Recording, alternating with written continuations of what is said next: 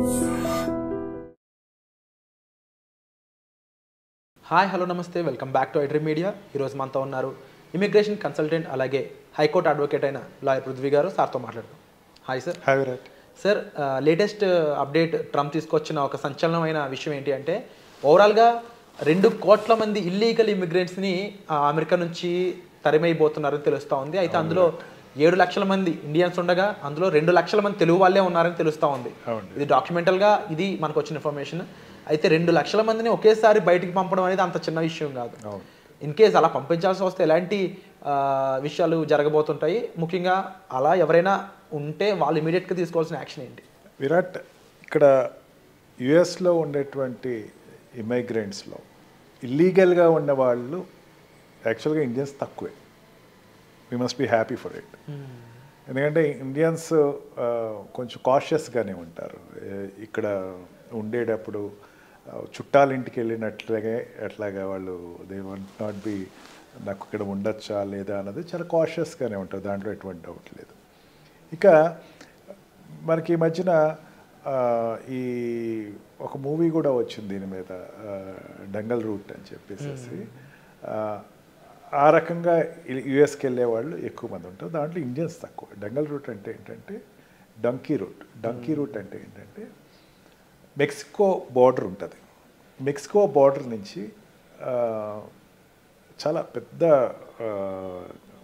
రెండిటికి గ్యాప్ ఎక్కువ ఉంటుంది. దాని బార్డర్కి యుఎస్కి దాంట్లో ఏదో రకంగా ముందు వెళ్ళిపోయి అక్కడ యుఎస్లోకి ఎంటర్ అయితే మనం ఏదో రకంగా బతికేయాలి అని ఒక రకమైనటువంటి ఒక కసితోటి వెళ్ళేవాళ్ళు ఉంటారు. వాళ్ళ దగ్గర ఎటువంటి వీసా స్టాంపింగ్ కానీ పాస్పోర్ట్ స్టాంపింగ్ కానీ ఏమి అవ్వవు. మెక్సికో వాళ్ళు ఎక్కువ మంది వెళ్తారు. అట్లా ఈ 2 కోట్ల మందిలో 2 లక్షల మంది మాత్రం, అంటే 7 లక్షల మంది ఇండియన్స్ ఉన్నారు. దాంట్లో 2 లక్షల మంది తెలుగు వాళ్ళు ఉన్నారంటే చాలా తక్కువ శాతం అని చెప్పచ్చు. జనరల్గా వీళ్ళు ఎట్లా వెళ్తారంటే B2 వీసాలో వెళ్ళిపోయి, అంటే టూరిస్ట్ వీసాలోకి వెళ్ళిపోయి అక్కడ ఏదో రకంగా నేను ఇక్కడ ఉండిపోతాను అని చెప్పేసి సెటిల్ అయిపోయి మళ్ళీ ఇంకా గాయబ్ అనమాట. వాళ్ళు రిటర్న్ టికెట్స్ ఉంటాయి, రిటర్న్ టైమింగ్ కూడా ఆ టైంలో వెళ్ళకుండా గాయబ్ అయిపోతారు. లేదా స్టూడెంట్స్ వీసాలో వెళ్ళిన వాళ్ళు తక్కువ మందే ఉంటారు. స్టూడెంట్ వీసాలో వెళ్ళిన వాళ్ళు సబ్జెక్ట్ ఫెయిల్ అయిపోయి ఎటువంటి జాబ్స్ రాక, సరే ఎట్లయినా ఇక్కడి నుంచి నేను వెళ్ళకూడదు అని చెప్పేసి వాళ్ళు, అదే కెనడా బార్డర్ నుంచి వచ్చేవాళ్ళు, కెనడా బార్డర్లో కూడా స్టూడెంట్ వీసాస్ మీద వెళ్ళిన వాళ్ళు ఉంటారు. వాళ్ళు అక్కడికి వెళ్ళిపోయి సెటిల్ అయిపోతారు. అండ్ వాళ్ళు అక్కడికి వెళ్ళిన తర్వాత డెఫినెట్లీ వాళ్ళకి ఈ ఇంటర్వ్యూ ద్వారా వచ్చే జాబ్స్ అయితే ఉండవు. ఆడ్ జాబ్స్ ఉంటాయి. Odd jobs in the sense hotel సెక్టర్స్లో కానీ, ఇండియన్ హోటల్ సెక్టర్స్ కానీ, పాకిస్తానీ హోటల్ సెక్టర్స్ కానీ, అండ్ ఈ ఏషియన్స్ హోటల్ సెక్టర్స్లో కానీ, లేదా పెట్రోల్ బంక్లో కానీ, మాల్స్లో కానీ, దాంట్లో వాళ్ళు దొంగతనంగా పనిచేస్తూ ఉంటారు. దొంగతనంగా అంటే ఎట్లా ఉంటుందంటే ఒక హోటల్ ఉందనుకోండి, ఆ హోటల్ ఆపోజిట్లోనే ఒక అపార్ట్మెంట్ తీసుకుంటాడు ఒక హోటల్ మేనేజర్. 6 days a weekలో ఇద్దరు పని చేయిస్తాడు. 12 into 12 hours 12 hours పనిచేస్తారు. 12 hours లీవ్లో ఉంటారు.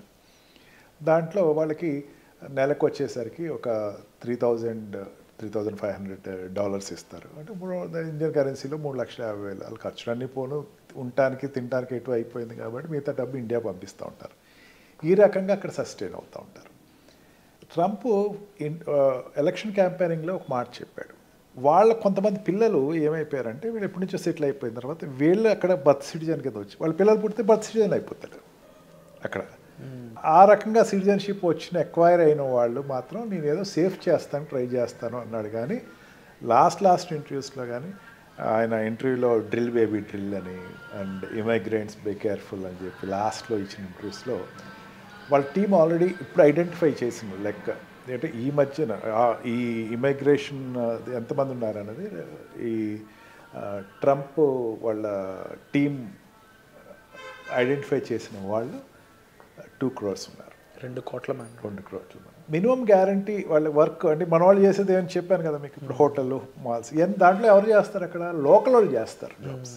వాళ్ళకి జాబ్ రాకుండా వీళ్ళకి వచ్చింది అనేసరికి వాళ్ళు ఒక రకమైనటువంటి అసంతృప్తి ఉంటుంది.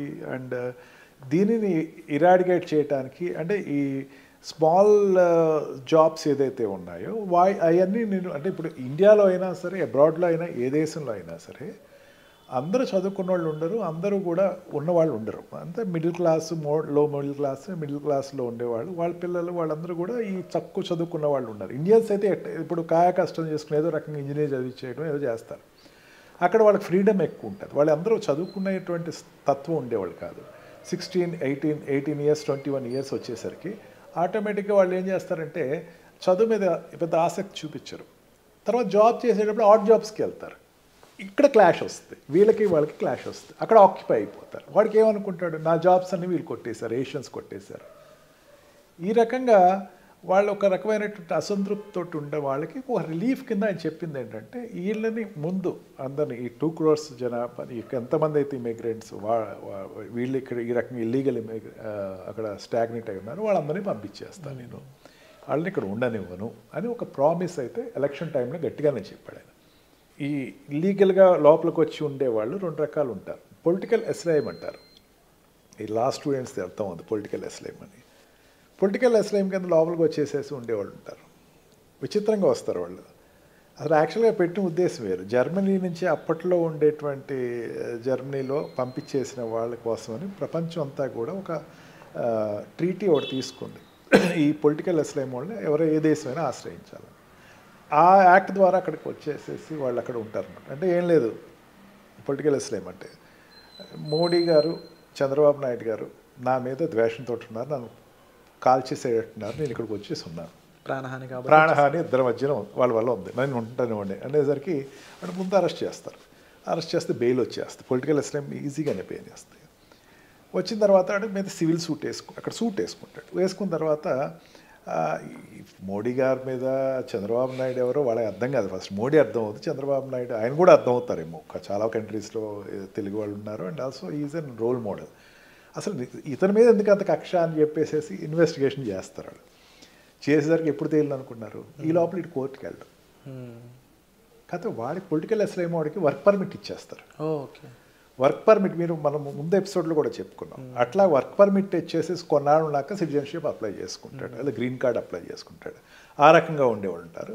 ఇండియన్స్ ఆ రకంగా వెళ్ళేవాళ్ళు తక్కువ మంది ఉంటారు. మన వాళ్ళు ఏంటంటే ఎక్కువ ఈ రాంగ్ రూట్స్లో ఉండి అక్కడికి వెళ్ళిపోయి సెటిల్ అయిపోదాం, ఏదో రకంగా 3 లక్షలు అంటే 3-4 లక్షలు అంటే తక్కువ కాదు కదా, ఏదైనా సరే కష్టపడదాం. మీరు సెకండ్ అడిగింది ఏంటంటే ఇక్కడ వీళ్ళని ఎట్లాగ ఇండియాకి రావటం. వీళ్ళు ఐడెంటిఫై అయిన తర్వాత అరెస్ట్ చేసి జైలుకి వెళ్ళి రావాలి అనుకుంటే వాళ్ళ లైన్ చాలా పెద్దది ఉంటుంది. డిపోర్టేషన్ అంటారు. వాళ్ళు వెనక్కి పంపించేసేది. రెడ్ కార్నర్ నోటీస్ అయితే ఇండియాలో ఉండేవాళ్ళు అడిగితే అక్కడ వాళ్ళు డిసైడ్ చేస్తే డిపోర్టేషన్ చేసేటప్పుడు ఏంటంటే వాళ్ళు డెఫినెట్గా అడుగుతారు, సెల్ఫ్ నువ్వు వెళ్ళిపోతావా లేకపోతే మేము పంపించమని. మేమే పంపించాలి, డిపోర్ట్ చేయాలి, ఖర్చులు కూడా. అంటే వీళ్ళు కూడా అక్కడ కూడా కొంచెం కకృతి పడుతూ ఉంటారు. ఏంటంటే మెయిన్ ఆ ఖర్చులంతా ఎందుకు వాళ్ళు పంపిస్తారు, ముందు తీసుకెళ్ళి జైల్లో పెట్టేస్తాడు. 6 నెలలు ఉండొచ్చు, 8 నెలలు వచ్చు, ఎన్నాళ్ళు ఉండొచ్చు. వాడు ఆ లైన్ అయిన తర్వాత డిపోర్ట్ చేస్తారు. లేదా వాడు వెళ్ళిపోవాలనుకుంటే ఏం చేయాలంటే డైరెక్ట్ ఫ్లైట్స్ ఉంటాయి. కాలిఫోర్నియా నుంచి, వాషింగ్టన్ DC నుంచి డైరెక్ట్ ఫ్లైట్స్ ఉన్నాయి. అవి క్యాచ్ చేసుకుని ఇండియాకి వచ్చేస్తే దే విల్ బి సేఫ్. ఈ రకంగా they can come back to India. ఓవరాల్గా ఇన్ని రకాలుగా అయితే పాసిబిలిటీస్ ఉన్నాయి. బట్ అగైన్ దీని మీద న్యూస్ అనేది ఏ విధంగా వెళ్ళబోతుంది, ట్రంప్ డెసిషన్స్ అని ఏ విధంగా ఇంపాక్ట్ చేయబోతున్నాయి అనేది వచ్చే ఎపిసోడ్లో తెలుసుకుందాం. అయితే రైట్ నో ఇలా ఇల్లీగల్ ఇమిగ్రెంట్స్ ఉన్నట్లు అయితే మీ ఫ్రెండ్స్లో ఉండొచ్చు, లేకపోతే మీరు ఏం చేయాలి అనే దానిపై ఒక అవగాహన కావాలనుకున్నట్లయితే డిస్ప్లే అవుతున్న నెంబర్స్ కాల్ చేసి మీరు పృథ్వీ గారితో డైరెక్ట్గా మాట్లాడవచ్చు. సో వచ్చే ఎపిసోడ్లో మళ్ళీ కలుద్దాం. Thank you so much for the information. Thank you.